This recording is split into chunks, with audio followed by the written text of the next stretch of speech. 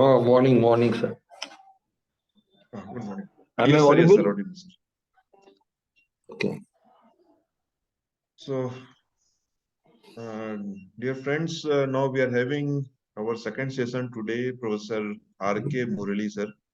He is senior faculty member in Faculty of Law from Banaras Hindu University. He got his education LLB, LLM, and PhD in law from Andhra University, and he started his teaching career in 1990. He's having a fairly long period of teaching experience and exposure in the law field. His expertise and his interest area is jurisprudence, labor laws, human rights, code of criminal procedure, intellectual property rights, etc. And today he's going to talk on conceptual dimensions of human rights.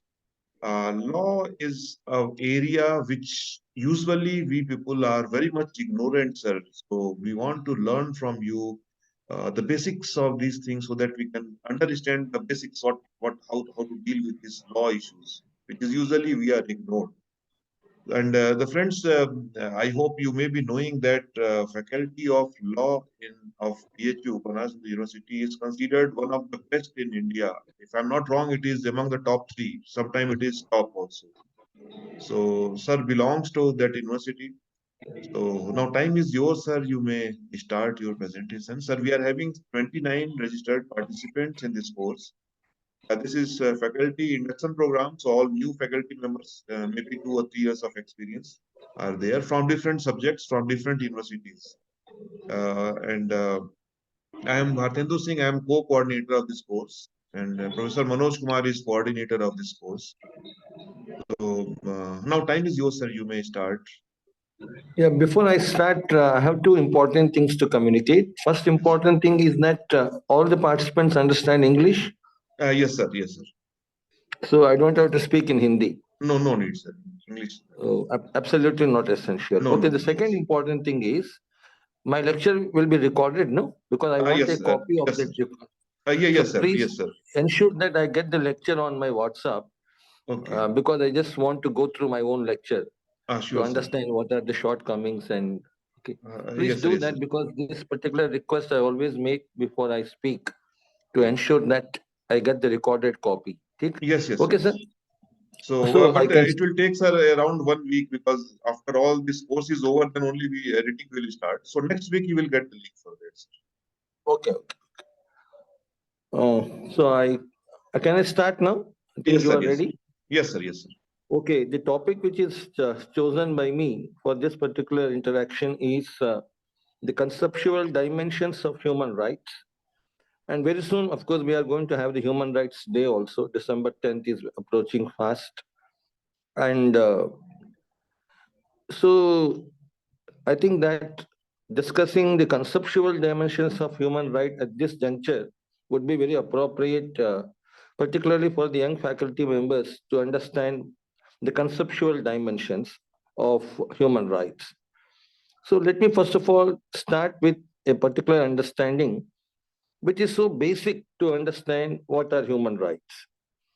Now, today, what we call as human rights, yesterday they were known as natural rights. And the terminology, of course, has changed. And then today, of course, we call them also as basic rights, we call them as fundamental rights. So, of course, there is some distinction between what exactly is a natural right, what exactly is a human right, but by and large, we can use them synonymously. Now, when we want to understand what is this concept of natural rights and how that concept gradually transformed into the modern day's understanding of human rights, we have to, of course, understand certain philosophical issues which are involved here. Now, the very concept of human rights is based on the concept of moral universalism. Now, the young teachers here who are, of course, attending this particular lecture, they must know what is this moral universalism.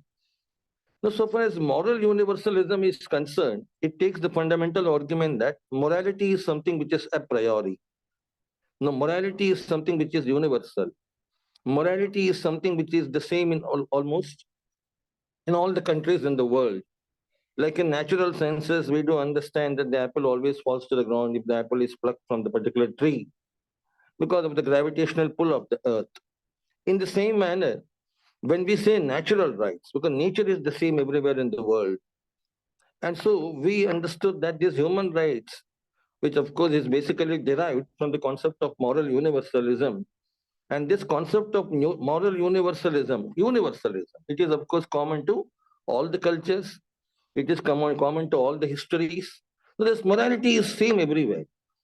And because this morality is same everywhere, no, we do understand that the human beings who of course come onto this great planet which is known as Earth, no, when they come onto this Earth, they have that morality inside them. The morality is already within them. And that morality which is already within them, that basically enables them to distinguish between what is right and what is wrong. And here, I immediately want to draw the attention of the participants to a very important difference between what exactly is natural law and what exactly is law of nature. Now, so far as law of nature is concerned, that is based on science. And that is, of course, theoretical. Now, this law of nature, it is present both in the animals and also the human beings and every particular creature which we, of course, observe around us. Now, what exactly is this law of nature? Now, we all have the appetite for hunger. That means we, of course, feel hungry, and then we want water, we want food, and then we, of course, reproduce. There's a desire for sex, which is natural. So, all these are the natural things. And because these are natural, we also understand them as law of nature. Now, whatever we, of course, feel like I am hungry, I am thirsty, and then there are so many other things which are so natural to me, it is natural to every human being on this planet. And suppose someone is able to survive in the water for 1 hour, we say it is unnatural. Suppose someone is able to survive without food for 10 days, we say it is unnatural. Now, what is natural is the nature has placed under certain limitations. And these limitations are universal. Even the president of America has to sleep for 8 hours. Though, of course, he may be the strongest man on the earth. But then, even, of course, he has to sleep for some hours. And he also has to eat every day. So, that is, of course, the natural limitation. We cannot fly in the air. We cannot be in the water for a longer time. Because the nature has put these limitations on us. And without water, I will die. Without food, I will die. So, everyone will die. Everyone on that is universal. That is universal. And there's no dispute with regard to that. Now, a very important understanding is that these things, which of course are the natural needs of human beings, they are also there in animals. Even animals want water. Even animals cannot survive without food. They cannot survive without water. Even they have the desire for sex. Even they reproduce children. Even they care for the children. But what distinguishes us from animals is law of nature and natural law. So far as natural law is concerned, that is present only in human beings. That is not present in animals. Natural law is normative. Now, what do you mean by normative? Normative means natural law is that particular law which basically enables you to understand what is right and what is wrong. And this particular natural law is present only in human beings. So when we are born, of course, we are born with the natural law inside us. And that natural law is normative, it is judgmental. That means we pass judgments, what is right and what is wrong. And this particular quality, which is so inherent in us, that is, of course, conspicuously absent in other creatures which we see around us. It is, of course, exclusively peculiar to only human beings. Now, this basic morality, which is within us, that is the reason we say, because we are in a position to understand what is right and what is wrong, we need not be told as to what is right and what is wrong. Because you need not be educated with regard to what is right and what is wrong. That is something which you already know, something which is already inherent in you, and something which is an integral part of your physical personality. And that is what, of course, is the genesis of the concept of human rights. Now, why should the human beings be given human rights? Now, why are they being given? Because we say that these human rights are natural rights in yesteryears. Today we call them as human rights. Now, I will let you know the distinction between what exactly is a human right and what is the difference between natural right and human right. But right now, for some time, let us understand they are synonymous. So this moral universalism, morality is seen. And here I would like to tell you one very important thing. The human rights are prehistorical, pre-social, and they have nothing to do with the society in which you are born. They have nothing to do with the culture in which you are born. They have nothing to do with the geography in which you are brought up. And they have nothing to do with the environmental factors, which of course are with you since the time of your birth. No, these are a priori. What do you mean by this morality? The morality which human rights is talking about, that is a priori morality. Something which is already within you. It doesn't depend on your culture. Generally, the participants here understand that when we talk about morality, we understand morality is shaped by your culture. Morality is shaped by your history. Morality is shaped by the environmental factors where you are born. And that is a posteriori morality. But so far as human rights are concerned, that is, of course, a priori morality. A priori means something with which you are born. That morality is already inside you. And that morality, because it is within you, that is something which is basically shaping your personality. That ensures that you understand what is right and what is wrong. And that is where now we come to the next important thing. Amartya Sen, in his book on the idea of justice, he writes, human rights are the biggest invention. And he says it is an invention. Now, why is he saying it is an invention? Because he is saying that the concept of human rights has, of course, done so much of good to the humanity. Now, what is that good? That good is that now, in a world wherein we are divided on the basis of caste, religion, and then so many other factors which, of course, divide us and which create a distance between one human being and other human being. You are a Hindu, I am a Muslim, he is a Christian. So we have so many differences and we are not able to live in a united manner because we are divided and divided and divided. Now, the concept of human rights, it is trying to make the world one. It is a universal concept. No, it says that first of all, you are a human being. You may be a Pakistani, you may be an Indian, but first of all, you are a human being. So that way, the concept of human beings, human rights, has ensured that we understand each other as human beings. That means even a man in America, he is a human being. President of America is a human being. We all belong to the family of Homo sapiens. Now, suppose you take the argument that he is an American, he is an Indian, then differences are there. He is a Hindu, he is a Muslim, but we say Muslim is also a human being. Muslim is a human being, Hindu is a human being. Everyone, the very concept of human is universal. Human itself is universal. Now, because it is universal, now we want to have a universal declaration of human rights. Now, why are we talking about universal declaration of human rights? Because we have a particular culture which is known as human culture, which is different from Hindu culture, which is different from Muslim culture, which is different from Christian culture. Above all, there is a culture which is known as human culture. So that culture is something which is universal. That, of course, unifies us and ensures that we, of course, understand each other as human beings, but not in the particular sense or in the narrow sense or in the obscurantist sense that or something wherein we are divided on so many issues in this mundane world where we are, of course, presently in existence. No, we want to cross all these barriers and bring about that uniformity wherein we understand each other as human beings, talk in a human language, and understand each other in human culture. So this is something which, of course, is the dream, which, of course, is the ambition reflected in the Universal Declaration of Human Rights. And this Universal Declaration of Human Rights, it is a higher law. That means higher law means natural law is higher law. Now, when we say higher law, when we talk about the human rights, we understand their higher rights. I will explain that in course of my lecture. But for the time being, now we can understand that the opposite or the philosophy that is challenging the Universal Declaration of Human Rights, that is against the very concept of the human rights concept. That means there are many other views also, which of course are in existence. And one very strong view is that now you are not born with the morality inside you. And these arguments, they are known as cultural relativism. Now, moral universalism versus cultural relativism.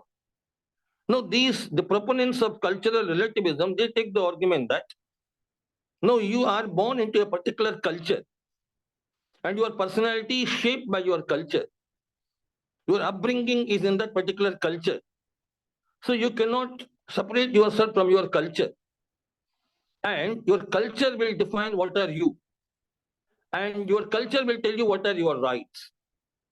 Now we all know the famous historical school jurist Savini, who said that law is local. Law can never be universal. Law cannot be imposed from above.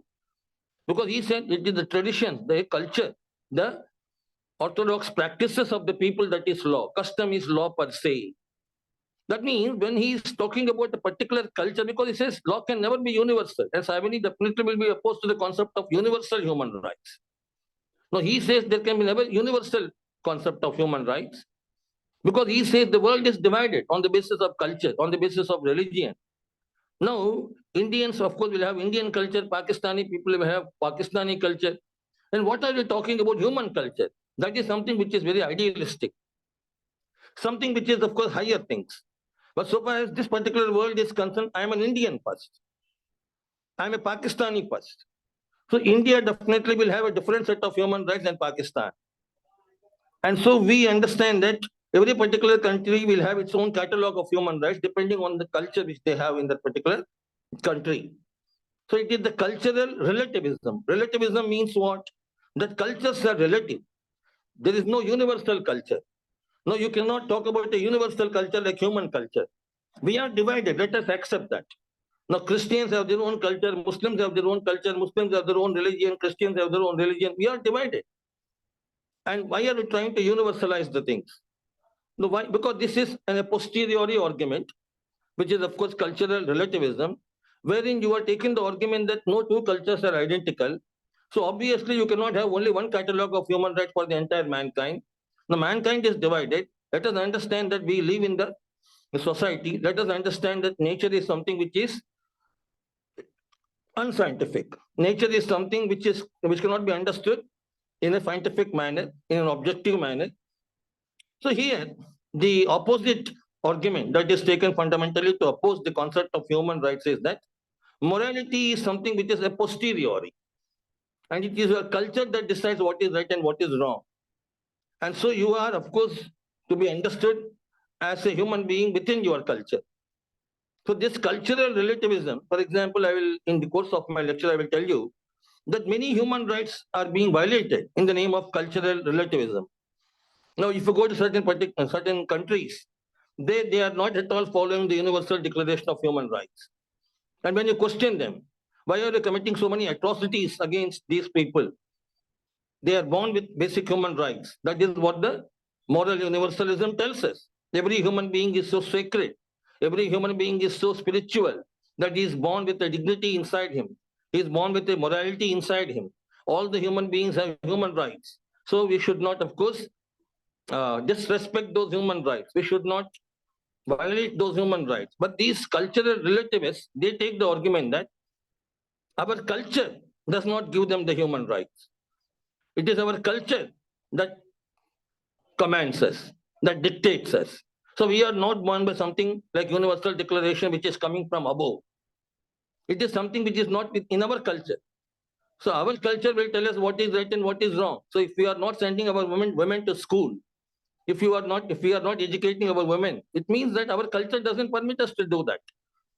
Though the Universal Declaration of Human Rights might argue that women also must be given the same dignity on par with men, equality is there, liberty is there, and so many fraternity. But the cultural relativist proponents, they're taking the argument that our culture doesn't permit that. So here, one very important point, which of course must be underlined in the minds of the participants, is that John Finnis, a very, very powerful and a very influential writer on natural law, because he had written a very fundamental book, Natural Law and Natural Rights. I would request the participants to read that particular book. And when you read that book written by Finnis, Finnis had given the argument that if at all you take the argument that cultures are relative, no two cultures are identical. And because we have different cultures give different human rights. And this universal concept is something which should be opposed. It is being imposed from above. And so we will not respect that. Now, the argument taken by Finnis in that particular book is that Finnis says, when we look at all the cultures in the world, we find that almost all the cultures are uniform. Cultures are good. It is the human beings who understand the culture, they interpret the culture according to their subjectivity. Human beings are bad. The cultures are good because you don't want to implement the rights which are given in the Universal Declaration. You make some excuse, you create some pretext, and you say it is your culture that is an impediment in the implementation of human rights. And your culture is asking you not to follow the Universal Declaration. And the culture, of course, is so different from the human culture. But Finnis, after doing elaborate research, he says that, tell me one culture in the world which says that you can kill a human being. No culture in the world has ever given permission to the human beings to kill each other. That is common to all the cultures. No particular culture has given the right to you to commit theft or to do rape. Or no culture has given you the right to marry with any woman, the right to sleep with any woman of your choice. Maximum you can marry 1, 2, 3, 4. But no culture says that you can sleep with any woman of your own choice. All the cultures are against polygamy. Some cultures, of course, might go till polygamy. But there is uniformity in all the cultures. Because if you are taking the pretext under cultural relativism, saying that my culture gives me the license to commit violations of human rights, the Finnis says that no. They are cultural tyrants. These people are demagogues. They are violating human rights under the pretext of culture. Actually, it is their personal agenda. They want to violate the human rights. But they do not have the courage to say that. So they are hiding under their culture. They are taking culture as the particular background to commit gross violations of human rights. So this particular argument wherein, see, whether morality is a priori or a posteriori. Now, this, of course, is the biggest debate, which, of course, is unabated even till date. Because when we talk about human rights, obviously, these human rights are the basic requirements to enable us to lead in a dignified or in a very equal manner. So these are very essential for our growth. These are very essential for our development. And we, of course, say that we are Homo sapiens first. And then we all belong to the human family. But the opposite argument, which I just discussed with you, that opposite argument, which is against the universal concept of human rights, it is telling you that cultural relativism, no two cultures are alike. So every culture is unique. Every culture has got its own identity. This is something which is my first point. The second point, which of course I would like to tell you is that, see, slightly it becomes difficult now. The participants who are young teachers, they should follow me because this is not a lecture which I give in my classroom, so I cannot explain. But then you have to make efforts to understand. In case you don't understand, you can let me know your questions. And if I can answer the question within the time allotted to me, okay, it's well and good. Otherwise, we will meet at some other time. Now, Thomas Hobbes. Now, when we talk about Thomas Hobbes, obviously it was Thomas Hobbes who transformed natural law into natural rights. Now, the very concept of human rights started with Thomas Hobbes in the 17th century. Now, when we talk about Thomas Hobbes, we say he converted natural law into natural rights. Natural law was based on duties. So Thomas Hobbes, he displaced the duties as the basis of justice. And he substituted rights in the place of duties as the basis of justice.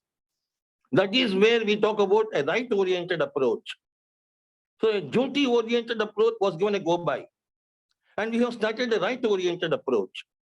So it was Thomas Hobbes who basically transformed this natural law into natural rights. Now, what is the reason? Now, why did he transform the natural law into natural rights?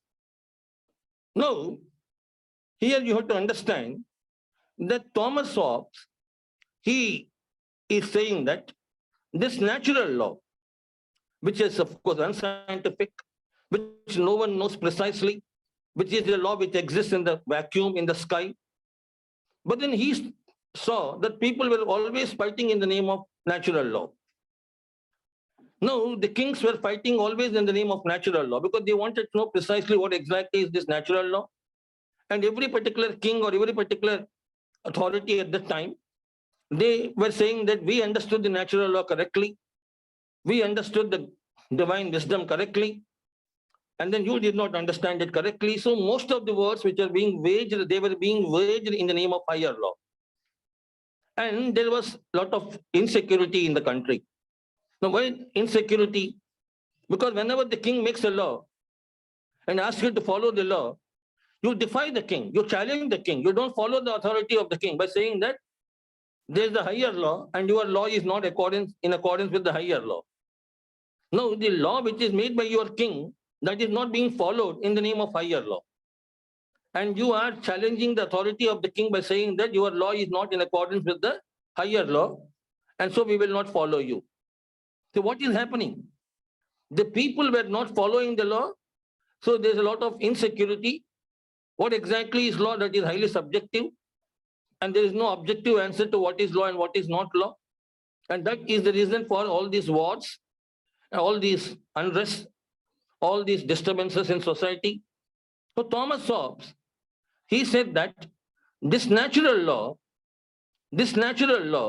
which is basically a duty-oriented approach, it is asking you to cultivate good qualities like temperance, like virtue, like wisdom, like salvation.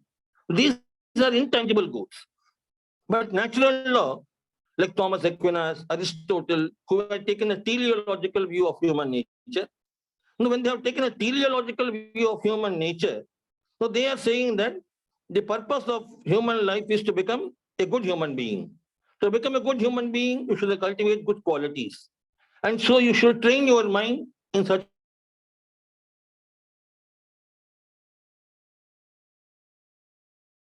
a manner that so Thomas Hobbes, he was saying that this natural law is the most important reason for the law and order problems in society. No one knows that natural law, but everyone is fighting in the name of natural law.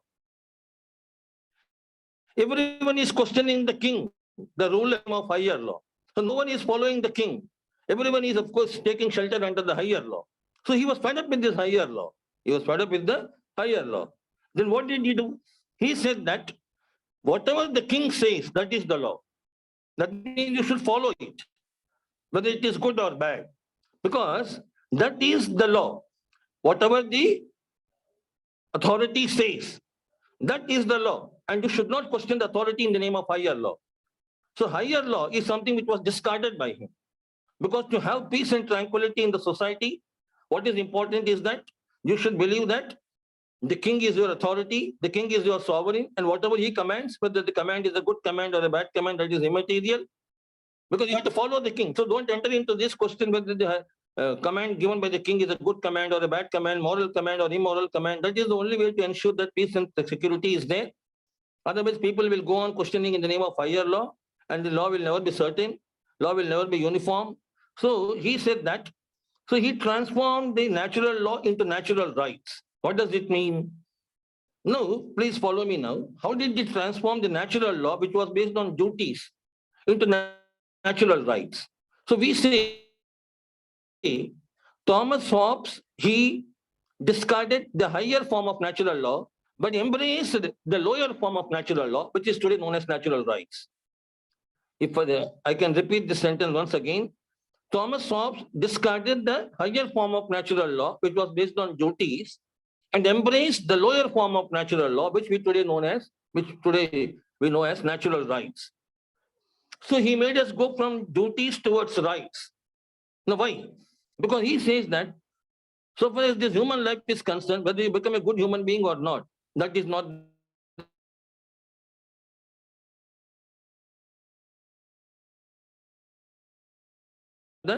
our purpose. No, a human being, so you have hunger, you have that, you become thirsty, you want water, you want food, and then you want other materialistic things in the world. So now there is certain things, for example, when we talk about this is the highest we want, this is the lowest we want. Highest is intangible goods, by virtue, salvation. These are very noble things. Thomas Hobbes said many human beings are not concerned with that. Many human beings, they're only concerned with, they want water, they want food, they have natural. So anything which satisfies these natural requirements, that is, of course, natural rights. So he said that let us not talk about the higher things. Let us talk about the things which are at the bottom. And what is at the bottom is we, of course, are materialistic. So don't understand human beings as spiritual. Don't understand human beings as something which is above the materialistic understanding. So once we understand human beings as materialistic creatures, then obviously we understand that to satisfy these material requirements, we require certain human rights. We require certain natural rights. Because every human being wants to avoid death. We all are afraid of death. Whether we become good human beings or not, that's a different philosophy altogether. That's a very higher philosophy. But every human being, what is common to all the human beings in this world is that we all want to avoid death. Professor Hart, in his book, he writes, the society is not a suicide club. We don't want to commit suicide. Even in the most difficult situation, we try to survive. We want to ensure our survival. So no human being wants to commit suicide. The society is not a suicide club. So survival is the minimum aim. To become a good human being, that is the highest aim. So we are not concerned with the highest aim, according to Thomas Hobbes. That is entirely different. So he says the higher law, higher rights. No, don't. Don't go into the higher law now. But then these natural rights, because these are natural because you require water, you require food. And these, of course, are materialistic requirements. So he says that to satisfy these materialistic requirements, you require certain rights because they satisfy these requirements. So in that way, he transformed this natural law into natural rights. And then, because my time is limited, I cannot explain Thomas Hobbes, but then I can tell you certain more things about Thomas Hobbes. So Thomas Hobbes, he of course understood human nature in a much different way from the earlier philosophers who belong to natural law. The earlier philosophers, they said that morality is within you. You understand what is right and what is wrong. You have the natural law, which is normative. That is what distinguishes you from animals. So Thomas Hobbes has taken a different argument altogether. He said that human beings are no less than animals. And human beings, they of course are more guided by desires and passions, less by reason. We are less guided by reason. We are more guided by or more influenced by passions and desires. So Thomas Hobbes says that in nature there is no morality. In nature there is no justice. In nature there is no society. Nature is only power. So when he concludes that nature is only power, he obviously says that when we lived in the natural state means before the state came into existence, before we had a political society, we were in the natural state. So when we lived in the natural state, he said that we did not have any law. We did not have any justice. Only might is right. But then we want to survive. But survival is at stake. Because in nature, there is no law. You never know when you will be murdered because you may be a weak man. And only might is right. So nature is so insecure. Nature is so frightening. Nature is so, of course, it is making you fear. Because you want to live, but that is not possible in nature. So you have to escape from nature. So Thomas Hobbes said, let us escape from nature. And how do we escape from nature? By creating a social contract and then creating a sovereign. So I say now that Thomas Hobbes has taken you from moral towards political. From moral towards political. And he says that political give you objective answers.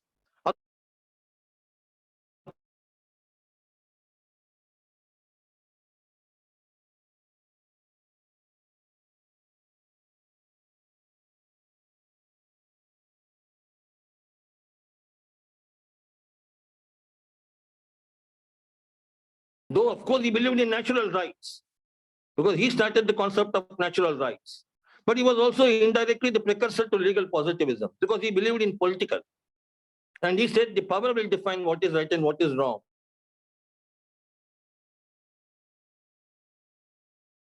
And so long as the power is not there, everything is subjective.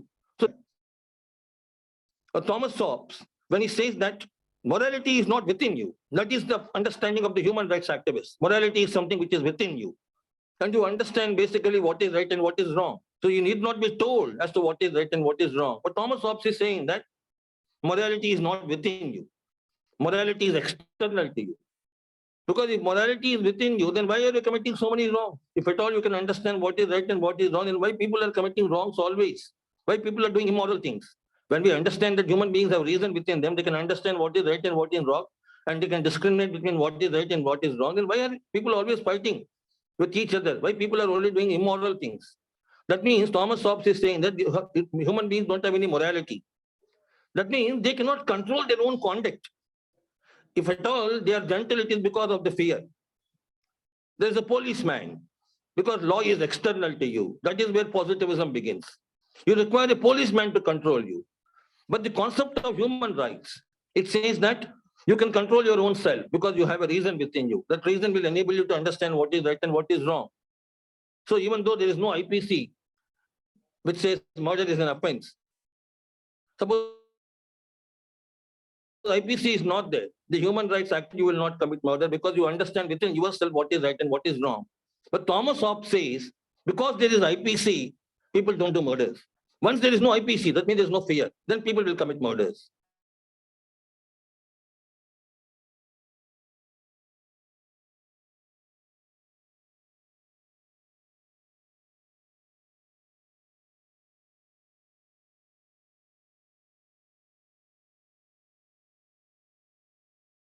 So Thomas Hobbes thought that human nature is very. I will let you know John Locke very shortly. But Thomas Hobbes has a great faith in the power, and he, of course, wanted to create a supreme power which is known as Leviathan, the state, because the state gives you discipline, because the subjects, the human beings are very nasty, so you require a very strong state to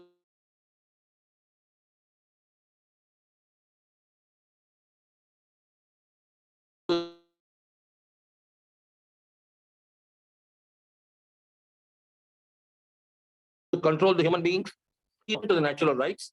And we want to understand what exactly is right and what is wrong, because before the state came, we never knew what is right and what is wrong, because there was no law in nature. So there was no law to tell us what is right and what is wrong. So we created a state, a political power to tell us what is right and what is wrong. Now, when we go to John Locke, and John Locke is the father of American Constitution. And we all know Americans love natural rights. America is the country which, of course, believes maximum in human rights. And then they, of course, have that love for human rights. Now, what is the difference between the approach of John Locke and Hobbes? Now, John Locke, he is saying that what is right and what is wrong, it is prior to power, it is prior to state. Even before the state came into existence, we know what is right and what is wrong. So unlike Thomas Hobbes, John Locke is saying that when we lived in the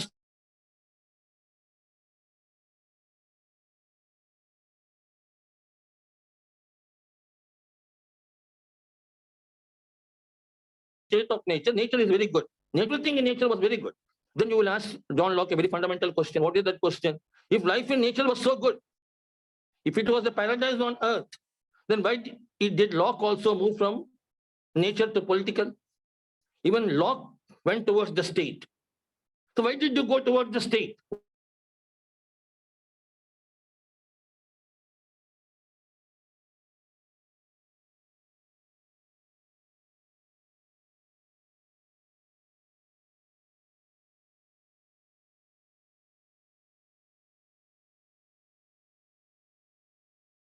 What is the requirement? When the life in nature, but Locke said that we knew what is right and what is wrong, and we were conducting ourselves in accordance with what is right and what is wrong. Life in nature was excellent. Life in nature was the golden period of our lives. So when everything in nature was so good, then why did you go towards the political? The answer given by John Locke is that though everything was good in nature, but there was no authority to enforce the natural rights. In nature, the people, of course, knew what is right and what is wrong. And life in nature was peaceful. But occasionally, some people used to violate the natural rights of other human beings. So that time, there was no impartial and neutral empire, a neutral authority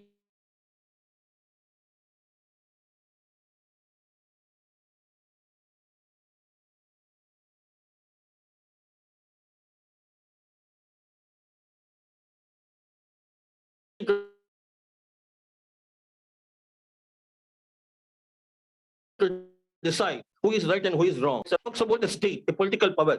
But the difference between the state, which is of course the concept of Hobbes and Locke, is that Hobbes talked about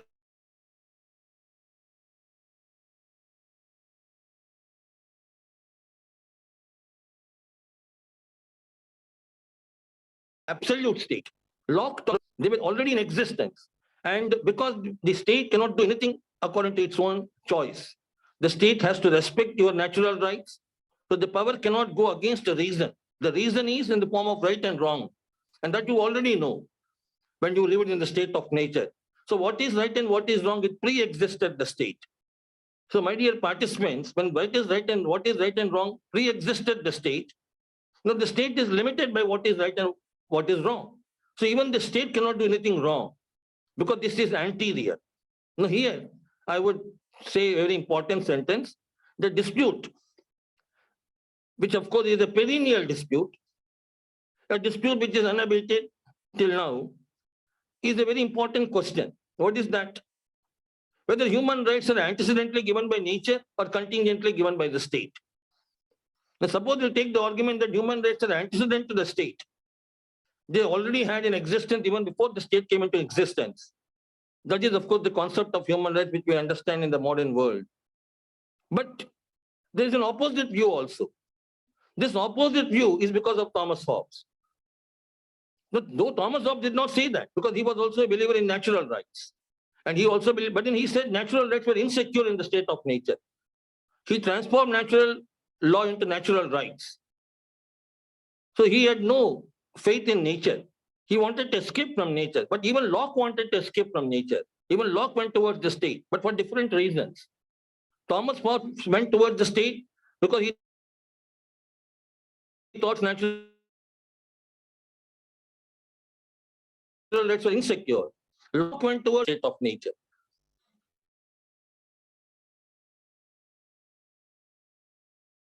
Now, when we spends to make things easy, if you are to my students in my class, because most of you, I was told that you have only 2 or 3 years of teaching experience. Now, when you are teaching what exactly are the conceptual dimensions of human rights to your students in the class, now obviously you will raise a very fundamental question. Now, from here, we will question this very concept of human rights, which is universal, and how was it done? In what manner it was done? Now, the question which you will ask in your class is that whether we live in nature or we live in society. Now, Americans even today, they believe that we live in nature. There is nothing like a society in America. So when you live in nature, you require natural rights. But Bentham, Karl Marx, and many other great philosophers, they thought that we live in society. So when we live in society, only rights are not important because society is a place where you live with other human beings. Nature is a particular place where you live only alone. So in America, you live alone, so you require natural rights. But when we get the answer that we live in society, we don't live in nature. Man is never alone. Man always lives with other human beings. Then obviously, we are entering into a different philosophy. And that different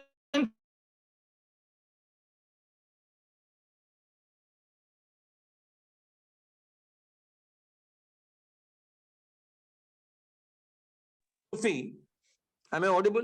Yes, sir. Yes, sir. Audible, sir.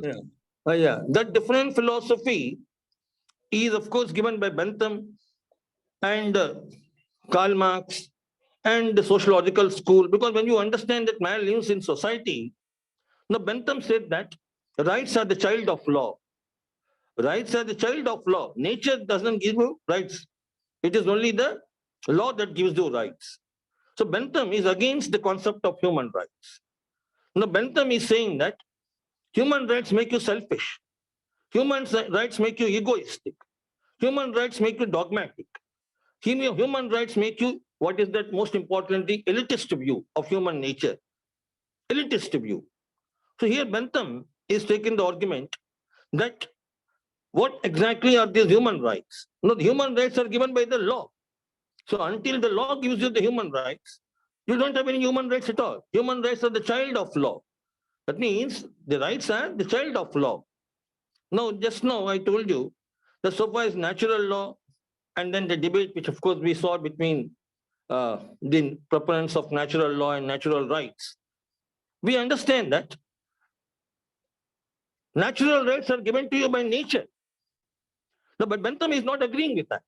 He says nature is unscientific. He says nature is something which is beyond our understanding. And this is a priori, something which cannot be demonstrated in practice, something which is not verifiable, something which cannot be logically understood. So all natural rights, according to Bentham, they are nonsense. They are nonsense upon stilts. And he also says natural rights are illegitimate. And illegitimate means they're illegitimate because they never know who their father is, who their mother is. So he says that natural rights are entirely antisocial. Please understand that. And if you want to write this point, you can write. According to Bentham, what today we know as human rights, because today's human rights are yesterday's natural rights. So today's human rights are nothing but the descendants of or the ascendants of yesterday's natural rights. Only thing is the concept of human rights has made the natural rights more broad. It made it more positivistic. That means more positive. That I will explain. But we will understand them synonymously.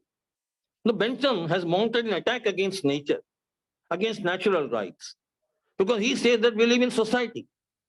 And when we live in, though of course he did not use the word society, he said maximum happiness of maximum number of people.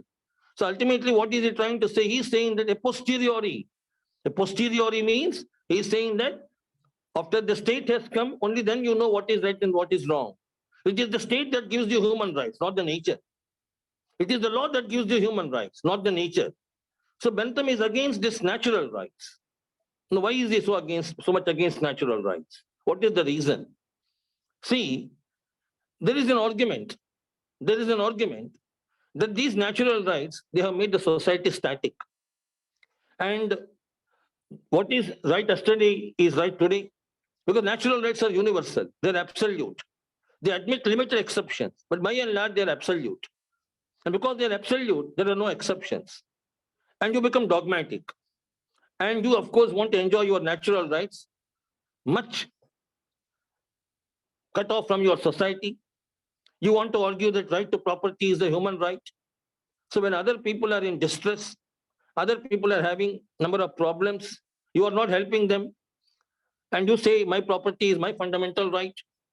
So under the name of a human right, under the name of a natural right, you are not helping the other people.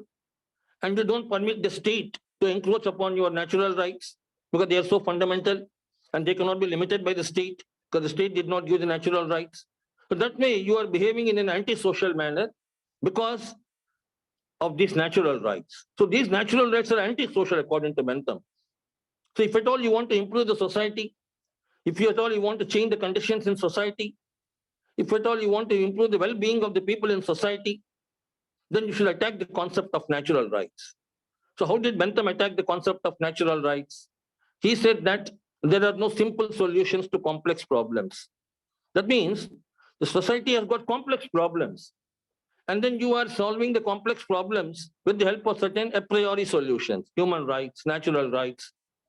And you say these rights are already given to you by the nature. The law did not give you that. It is already given to you by the nature. So with these a priori rights, you are ensuring that no social changes are made. Because these a priori rights become stumbling blocks to become any social transformation. The rich are becoming richer because of natural rights or human rights. The poor are becoming poorer. So Bentham wanted to ensure that the society becomes progressive. The society becomes a developed society. So he wanted to bring about reforms in society. And he thought that to bring about these reforms in society, the biggest impediment is the human rights. Because they are a challenge and they are ensuring that society is static. So Bentham wanted to attack the concept of human rights. So how did he do that? Now he said that, for example, here we have a teleological understanding. What is teleological understanding? Everything which you do in life is guided by a purpose. Now when you speak truth, suppose you say that truth is good in itself. Truth is good in itself. Or suppose you are discharging a promise. You say promises ought to be kept. Now Bentham is attacking these values. He is saying that there is no requirement that you should always keep the promise. Because whether the promise must be kept or not, that depends on the consequences. Whether the consequences are pleasurable or painful. So there is no rule, a priori rule, that the promises must always be kept.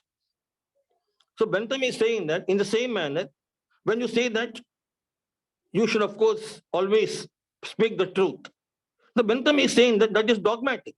Dogmatic means a priori solution. Suppose by speaking the truth, 100 people are going to die. Will you do that? So Bentham will say that you speak the truth only when some positive result is there, some utility is there. And if by speaking the truth, 100 people are going to die, then you can speak the lie also to ensure that 100 people, of course, can be saved. So according to Bentham, this concept of human rights has made the society static. And if you want, because they're a priori, but once you come to the posteriori understanding, what is right and what is wrong, that is given to you by the law. So here we have a very famous example. And this example, whenever I go to my classes, I always tell the students that this example is so fundamental and so important that don't forget this example throughout your life. What is this example? So this example will tell us what exactly is the distinction between utility and justice. Human rights are based on justice. They say that human personality is inviolable. Human rights are inviolable. They are sacred. They are very noble. And they give you a dignified life. They give you an autonomous life. They ensure autonomy. And they, of course, are so important for our day-to-day lives. But now the example given by Bentham, the example given, which of course I will give you right now, two people are stranded in a desert. One is an old man, the other is a young man. The old man, because they were not getting water or food since some days, the old man, of course, was expecting his death very shortly. He knew that he is going to die. Just before his death, he gave his property papers to the young man and said that in case you survive, when you reach your hometown safely, please give these documents, this property papers to my daughter. And this is the property which I earned in my life, and I want the property to be given to my daughter. So now the old man died, the young man was rescued. Fortunately, he was back in his hometown. So he saw his daughter. So actually, he has to give the property to his daughter because she is entitled to the property. Her father had given that property. Now, if you believe in justice, if you believe in human rights, what will you see? Promises ought to be kept. So the property should be given to the daughter. But the man who went in search of the daughter, who had the property papers, he saw that the daughter is already very rich. She was fabulously rich. She was having hundreds and thousands of crores of rupees. So this young man, he went into a dilemma. What is the dilemma? Now, why should I follow the promise? If I follow the promise, the money will be given to the daughter who will become more rich. Already she is very rich and she will become much richer. And the poor, of course, will be poor only. Suppose I break the promise. If I don't give the property to the daughter, if I break the promise and I distribute the money to the poor people, then the pleasure of the people will be increased. The painful consequences will be reduced. The pleasurable consequences will increase. The poor will also get their daily requirements of life. So now Bentham is saying that the young man must break the promise because you cannot say the promises always ought to be kept. That's an a priori understanding. Now, when we are living in a complex world, no, you cannot have simple solutions or dogmatic answers. Human rights give you dogmatic answers. Human rights give you only a priori answers. But Bentham is saying that morality is a posteriori. What is right and what is wrong, that depends on utility. It is not justice that will decide what is right and what is wrong. So Bentham is taking the fundamental argument that justice is subordinate to utility. Now, in the example which I had given you, the participants in this particular lecture, no, they will of course argue that sir, the young man made a promise to the old man that he will give the property to the daughter. So you have to look back. And when you look back, you understand that you made a promise. It is not your money. It is the money of the old man. And she is his daughter. She obviously is entitled to the money. So it is entitlement that is more important than how many people need the money, how many people deserve the money. These are extraneous things. What is important is that who is entitled to the money. So some of the participants will take the argument that the money should be given to the daughter only because she is entitled to the property. But the people who support Bentham, they will say that if the property is given to the daughter who is already rich, then the rich will become richer. This is because of the natural rights. Because you say the daughter has a natural right. It is a fundamental right. But the people who support Bentham, they will take the argument that no, we live in society. In society, there are so many disparities. Some people are rich, some people are poor. And so obviously the purpose of law must be to ensure that the poor people also get better facilities, better things in life. So nothing like an a priori solution. And the promise need not be kept. Promises can also be broken. So there is nothing like a strength in the promise. The promise need not always be kept. Whether the promise must be kept or not, that depends on the consequences. If by breaking the promise, you can make more people happy, then you must break the promise. If by complying with the promise, you can make more people happy, then you comply with the promise. So there is no a priori answer that promises always ought to be kept. That is, of course, the attack which Bentham mounted against natural rights. And he said that natural rights are a priori and they always give the same solution. But if you want to change the society, obviously, what is right yesterday may become wrong today. And what is wrong today may become right tomorrow. And what is wrong right tomorrow may become wrong the day after tomorrow. I mean, what is right and what is wrong, it keeps on changing with utility. It is utility that will decide what is right and what is wrong. It is the pleasure and pain that will decide what is right and what is wrong. So what is right and what is wrong is subordinate to pleasure and pain.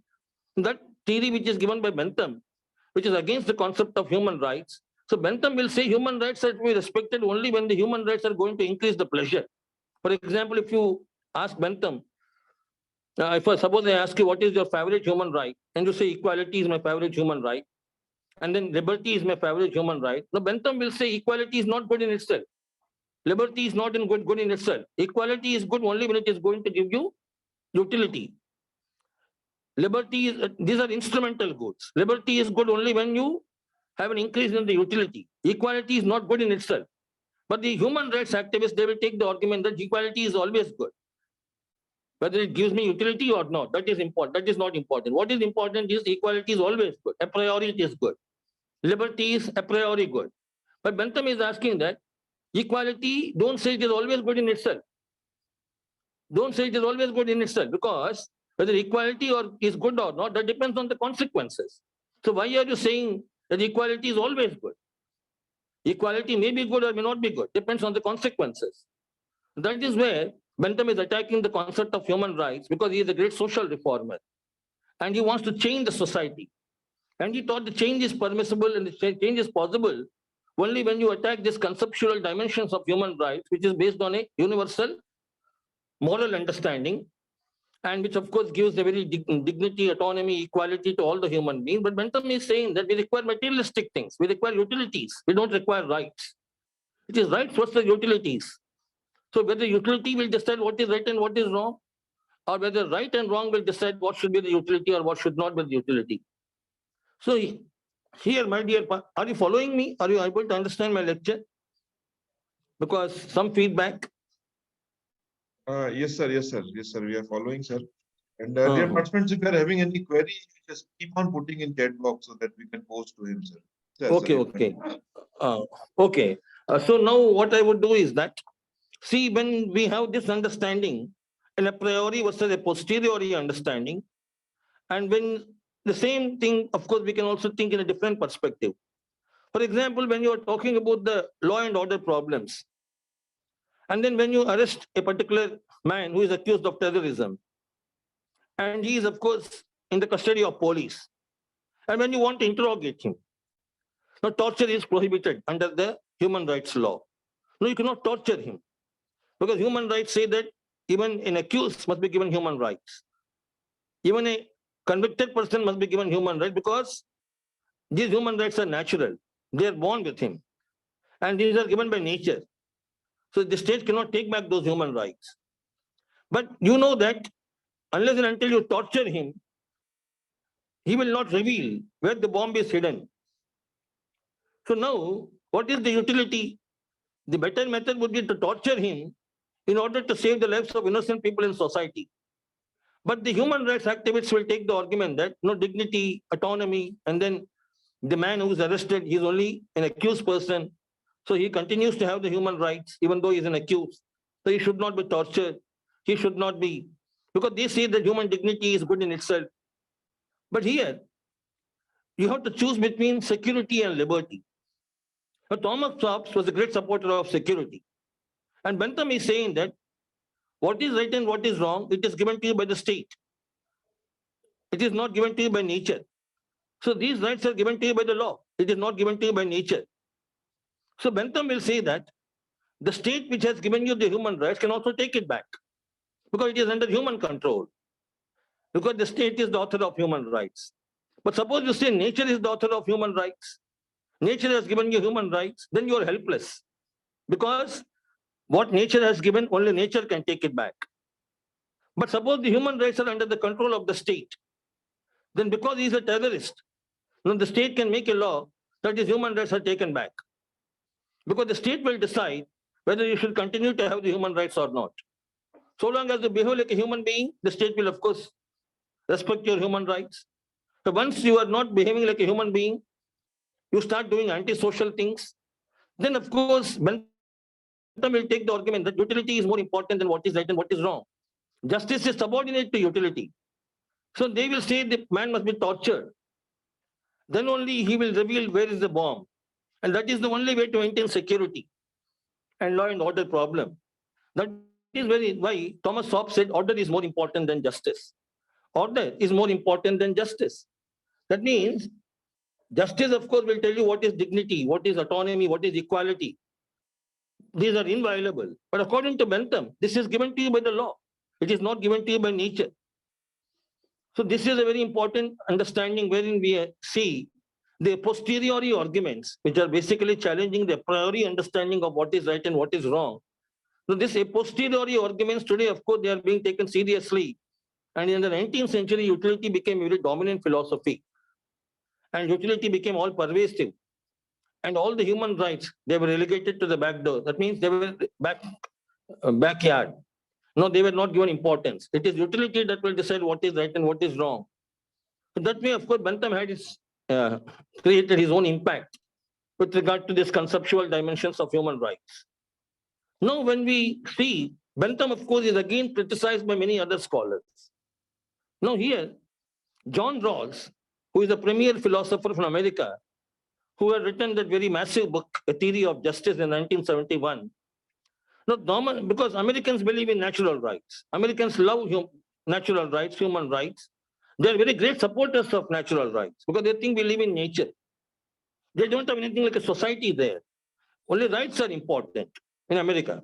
It's a right-loving society, it's a freedom-loving society, and so on and so forth. So they don't like Bentham. They don't like this concept of utility, which is, of course, a posteriori, and which will decide what is right and wrong in accordance with the consequences. But John Rawls, who is, of course, a premier philosopher from America, and he criticized Bentham on two important grounds.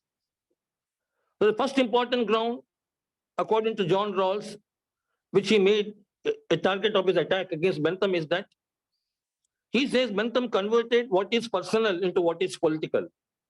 Bentham converted what is personal into what is political. What does it mean? So what is personal? For example, if you're having a problem in your life, maybe a stomach disorder or a problem in your leg or something. So right now you're experiencing some pain. And so you go to a doctor who relieves the pain and gives you the pleasure. So here the pleasure and pain, it is of course only of one human being. The pain was your pain, and you went to a doctor gave you medicine, and the pain was of course relieved. You were relieved of the pain. Now of course you have pleasure. The pleasure and pain are only in one person. Bentham converted what is this personal into political. Now what Bentham will do, now he applies this principle which you apply on your own self, he will apply it on more than one human being. And then he will give pain to X. And when X asks him, why did you give me pain? Bentham will say that is the only way to increase the pleasure. The pleasure of Y or the pleasure of the people in society will increase only when we give you pain. Are you following me? That means Bentham is only interested in pleasure or pain. So he will decide what is right and what is wrong in accordance with pleasure or pain. So when he is giving pain to you, John Rawls is asking a very fundamental question. He is saying that what is justice? It is anterior to utility. So without answering questions of justice, you cannot decide utility. So the question from John Rawls would be, why are you giving pain to X? He is also a human being. But the only answer Bentham can give you is that That is the only way to increase the pleasure. If we don't give pain to X, the pleasure will be the same. And the pleasure cannot be increased. So if at all you want an increase in the pleasure, then you have to give pain to X. But X will take the argument that my human right is being violated. I'm also a human being. Why are you giving me pain?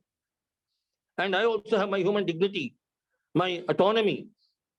So that is the question which you should answer first, according to John Rawls. But Bentham will say, by giving pain to X, if we are going to increase the pleasure of the people in society, and the pleasure is more than the pain, then the pleasure and pain will decide what is right and what is wrong. That way, John Rawls accuses Bentham of having converted what is a personal understanding, what is personal into what is political. Political means Bentham applied this particular principle of pleasure and pain on more than one human being. Because this is not a class, I cannot explain more, I have to go ahead. The next important thing is that John Rawls also criticizes Bentham on one more important ground. What is that important ground? Bentham subordinated what is right to what is good. According to Bentham, what is good is more important than what is right. It is good that will decide what is right and what is wrong. But generally, we understand right precedes good. First of all, you should know what is right and what is wrong, then you should decide what is good. That is what Americans will do. First of all, they will know what is right or what is wrong, then they will decide what is good or what is bad. But Bentham and other philosophers, they start with what is good. So according to Bentham, good is utility. And right and wrong, it is subordinate to utility. So he will start from good and he will decide what is right and what is wrong in accordance with what is good. And because to Bentham, good is utility, so utility will decide what is right and what is wrong. According to John Rawls, this is a wrong understanding. Okay, first of all, we should not decide what is good. We should decide what is right or what is wrong. Then we should decide what is good. But this is the second criticism made by John Rawls against Bentham.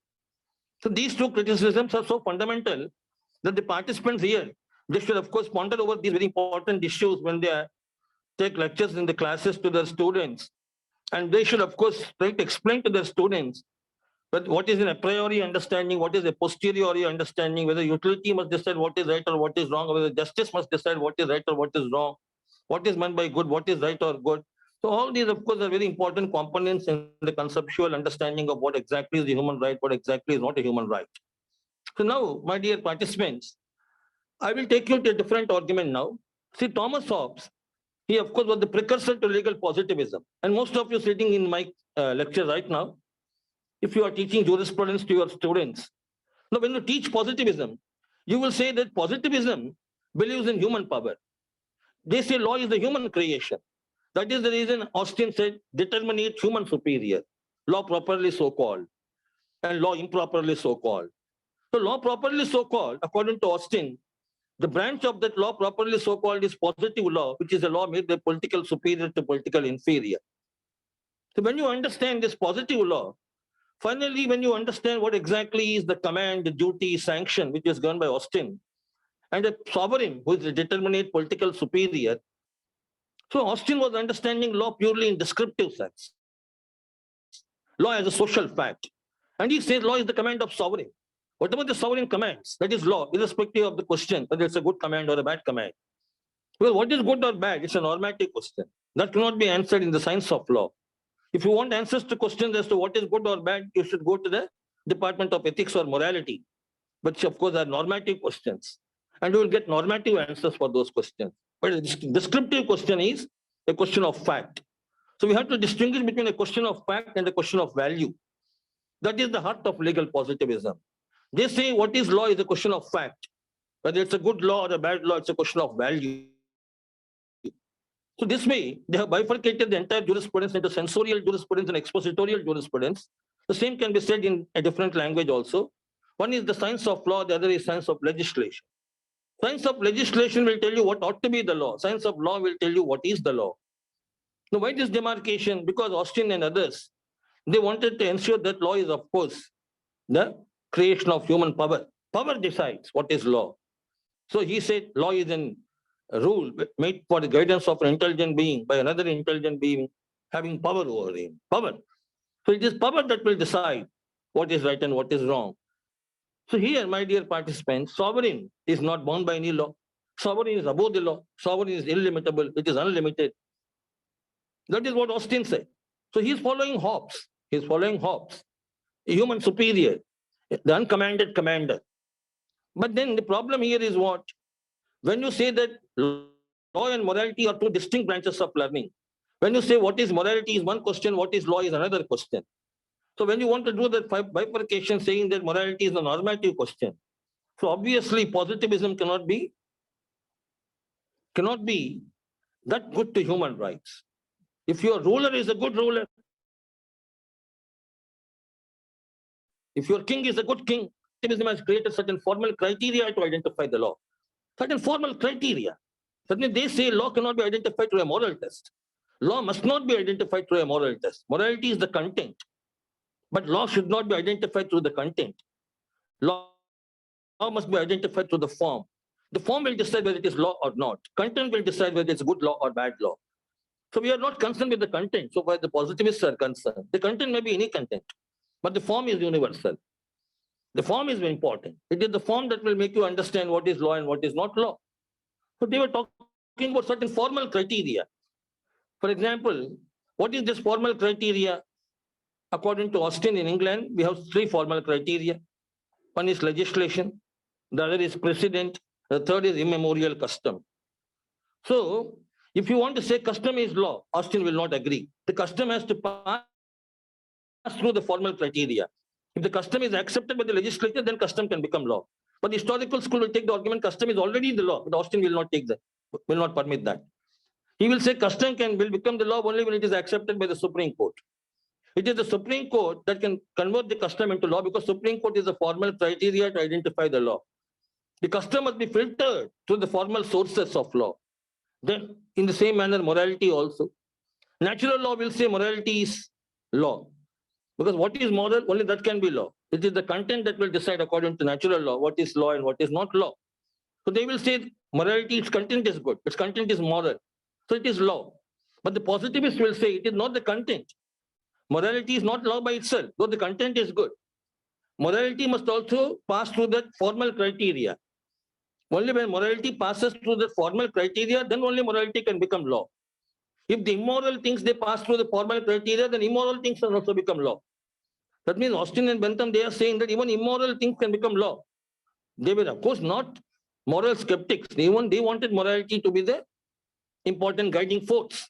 Even they were, of course, great moral philosophers. But they said that we are helpless. Certain times, if your ruler is not good, if he is making immoral things, and if these immoral things are accepted in the legislature, they will become the law. And if your legislature is not accepting the moral things, of course, they will not become the law.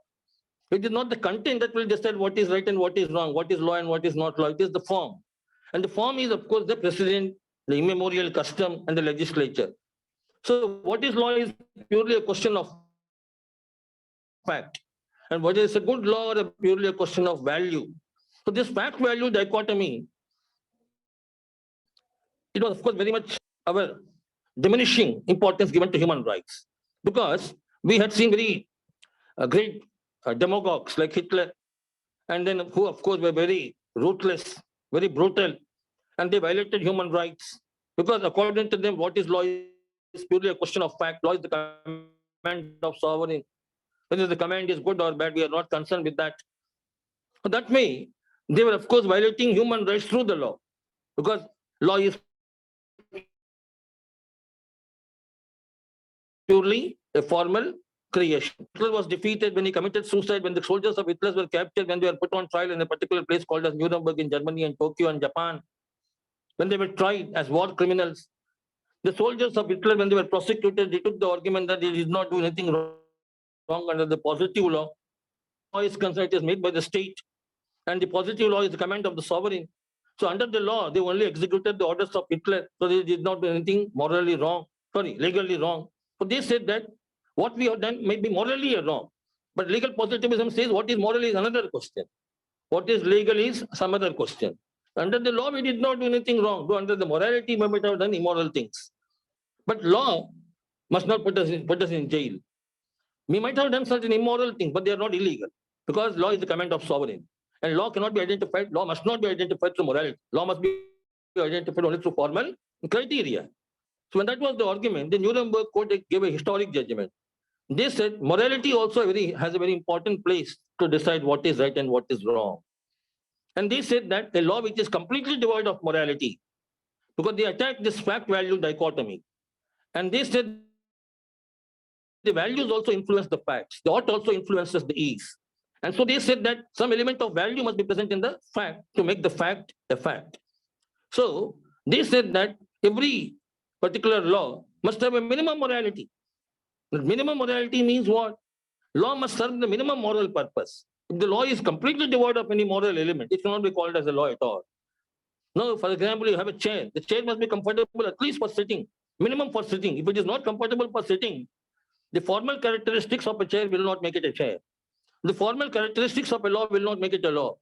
Unless and until the chair is not comfortable for sitting, we don't call it the chair as a chair. Though the positivists might call it as a chair, because they will say it's a chair, but it's not a good chair. Because they have two different answers to these questions, because these two are different questions for them. What is chair is one question, it's a good chair or bad chair is another question for them. But the Nuremberg Code said, no, we cannot separate these two things in this watertight compartmentalization. They said that when you are deciding what is law, then whether it is good or bad, that will also enter into the question as to what is law. No, you cannot say what is law is one question, what is good law is another question. When you are deciding what is law, you should also enter into the question as to whether it is good or bad. So that was the historic judgment given by the Nuremberg Court, and for subsequently the famous Hart-Fuller debate, because Hart-Fuller debate, I just want to mention that. See, Hart is a positivist. Fuller, of course, believes in, because he's an American, and Dworkin is the student of Fuller.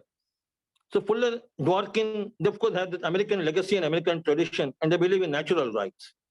So they understand morality is very important to understand law. And they take the argument law and morality is inseparable. But the British positivism has taken the argument that law and morality is separable, because they take the argument that what is law is purely a question of fact, what is good law, it's a question of morality. Now, the debate between Hart and Fuller. Now, Hart says, please follow me now, Hart is the leading exponent of positivism in the 20th century. Hart says the Nuremberg Code did a mistake. What is the mistake? Please follow me now. Hart says the Nuremberg Code must have said the law made by Hitler, the commands given by Hitler, even that is law. Though it may be unjust, because law can also be immoral. And he is taking a utilitarian argument.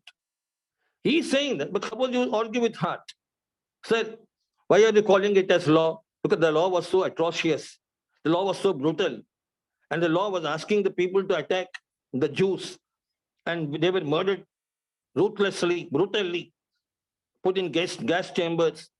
How can that be called as law, which is so devoid of morality? Hart is saying that, but even then call it as a law.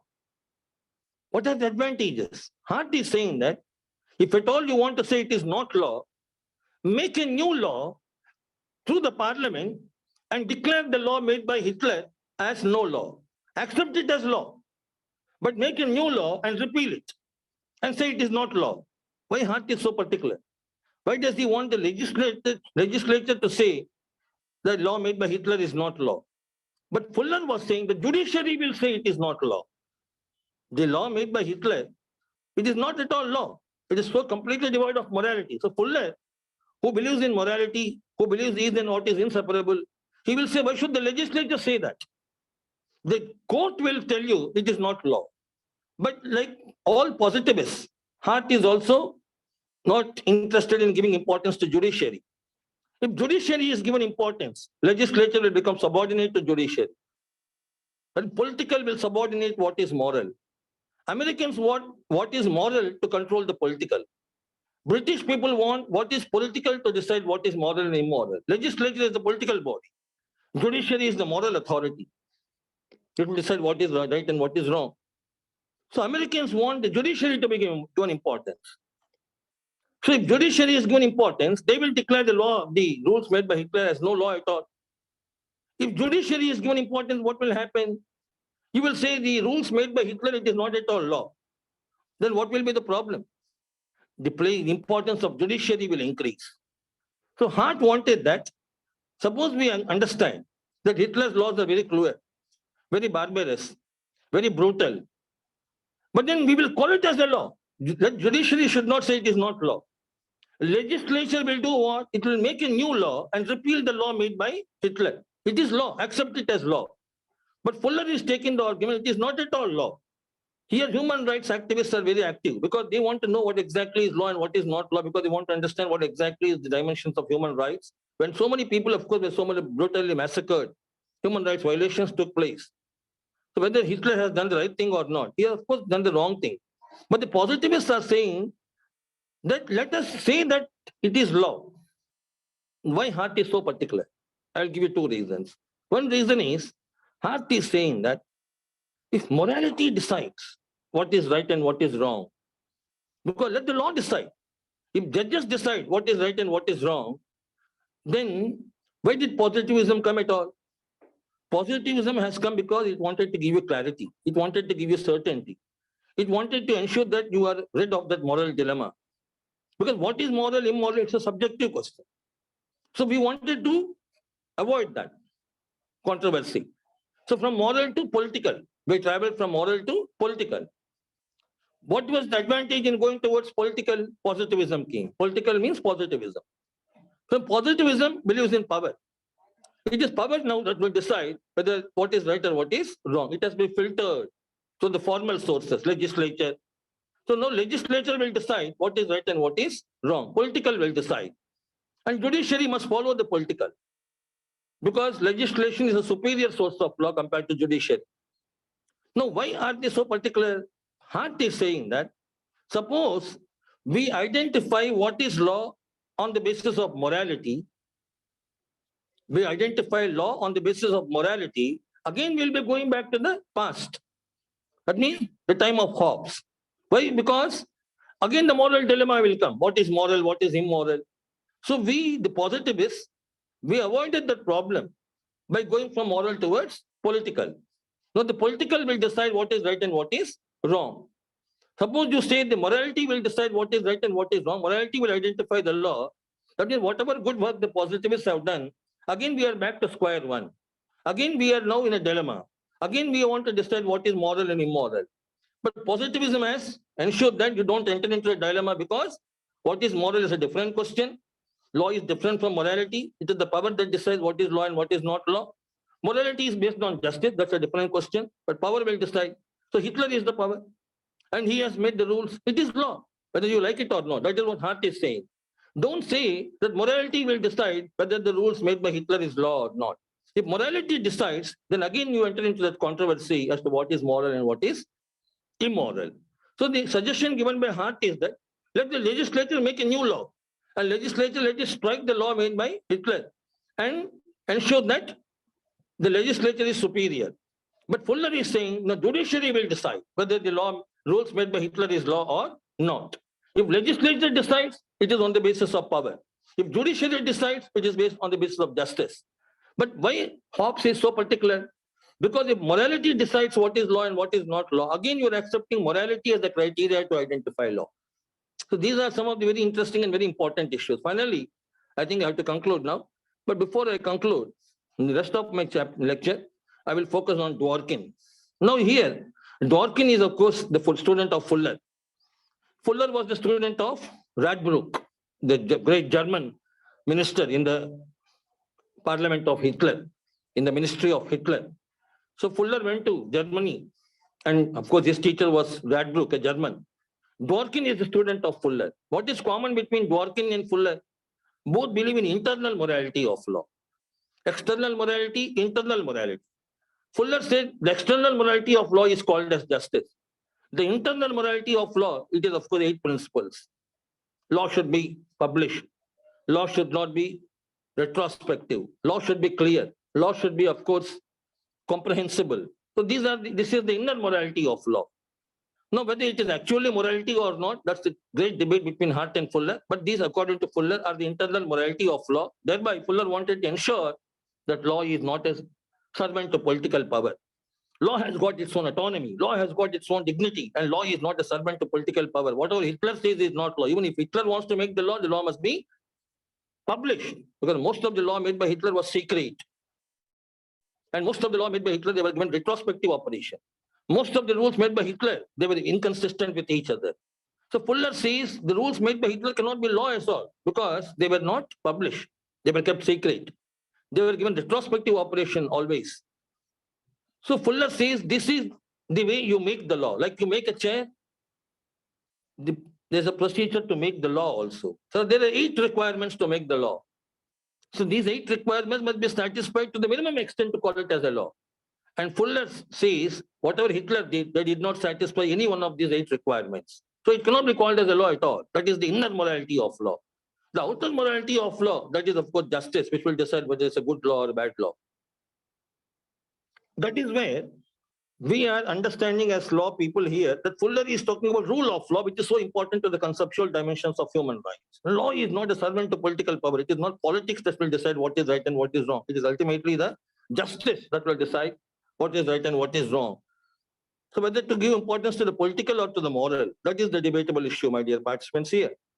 So Fuller, of course, has given those 8 principles, which he termed as inner morality of law. And we, the law students in the law community today, understand that law must be published, law should not be secret, law must be given prospective operation, law must not be inconsistent with each other, law must be capable of being performed. And then so many things which, of course, are the basic requirements to make a law. And this is, of course, the internal morality of law. And now Dworkin. So Dworkin is the student of Fuller. So he, of course, follows Fuller, but in a different manner. Dworkin says, unlike Hart, I don't have the time, Hart said law is rules plus discretion. Dworkin is saying that law is rules plus principles. Principles are the inner morality of law, according to Dworkin. Policies are the outer morality of law. Policies are decided by the legislature, the political power. But principles are decided by the judiciary, the moral power. So according to Dworkin, this moral power, which is in the form of principles, the law cannot be separated from principles. Rules and principles, they make the law. The positivists will say only rules are the law because rules are posited, rules are laid down, rules are in black and white. And principles are not in black and white because they are not posited, they cannot be given the label of a law. But Dworkin is saying that principles are as much a law as the rules are because principles do not visible, do not, of course, in black and white, do not, of course, laid down, do not posited. But even equally, they are as much a law as the rules, which, of course, are in black and white. Why are they taking that argument? Because they say law and morality is inseparable.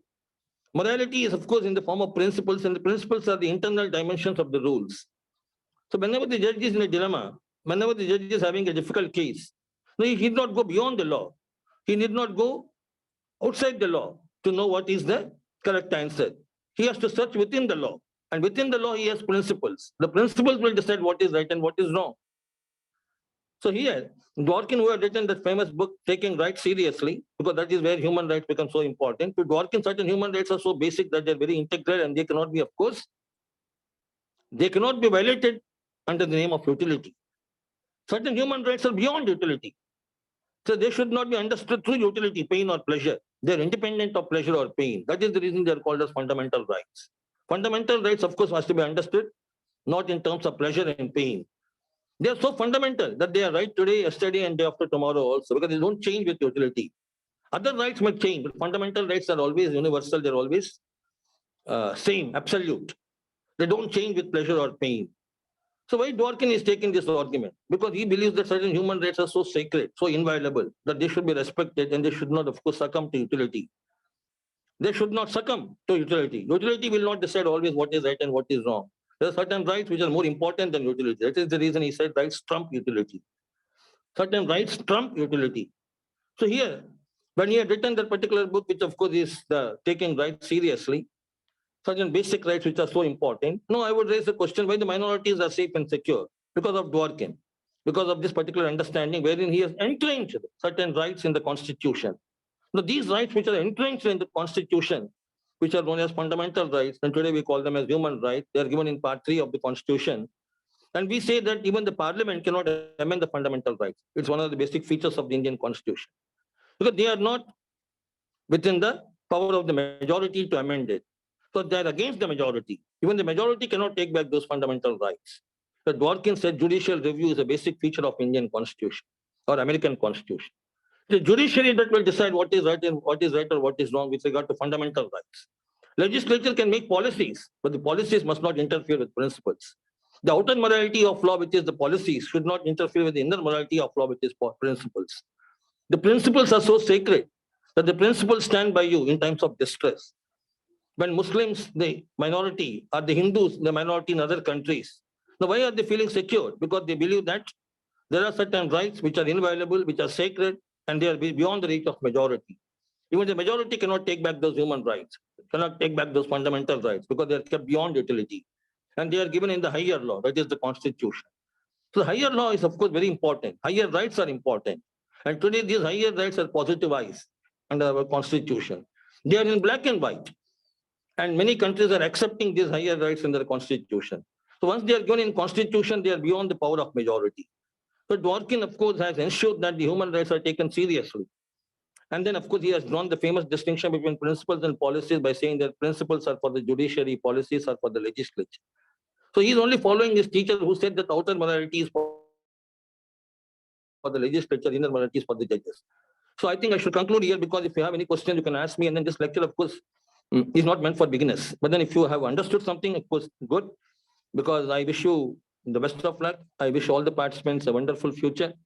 And in case they have questions, they're of course at liberty to ask me those.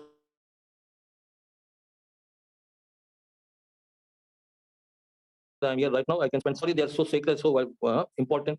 Not be vulnerable to utility, but then in this particular in the contemporary world, we of course require an a priori understanding of what is right and what is wrong, but also a posteriori understanding is equally important. But Dworkin has tried to construct a bridge between a priori and a posteriori, wherein he said justice is important, utility is also important. So he did not say utility is more important than justice or justice is more important than utility. He said both are important in their respective spheres. So rights are important, utility is also important. Policies are for the legislature, principles are for the judiciary. It is the principles which define and protect human rights. Without these principles, of course, many immoral things can be done. But principles ensure that you are within the space of moral understanding of what is right and what is wrong. And you don't succumb to the political power because what is moral will dominate the political so far as principles are concerned. So even the majority must follow this morality in the constitution. If the majority decides what is moral and immoral, then minorities will be insane. In the name of higher morality given in the constitution, thereby subordinating the political to moral so far as human rights are concerned. Thank you all. God bless you. And then you can ask me questions in case there are.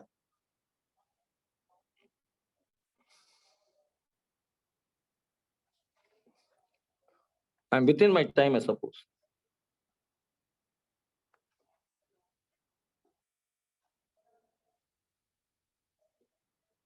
एक घंटा हो गया ना? एक घंटा ज्यादा होगा। अब तो I think there are no questions, sir. okay. So you can conclude. Yeah, I have concluded because I said that human rights are very important, and let us not say that human rights, of course, must be can be compromised in the name of utility. Certain basic human rights, they should be kept beyond utility, but then utility is also important because utility makes the society a more useful place, a better place. So utility, of course, is important, but utility, that is a matter of policy. Let it be decided by legislature, but let judiciary not be subordinate to legislature. Like the positivists wanted to say that judiciary, judges are after all delegates of sovereign. I don't agree with that. Judges are independent. Judges, of course, have their own autonomy, and law is autonomous branch of learning. The law is not always subordinate to political power. Let us ensure that law has its own life. But that way, human rights can be kept safe and secure, because if human rights are subject to political power, then what will happen? Political power will decide what is right and what is wrong. And if the political power is, of course,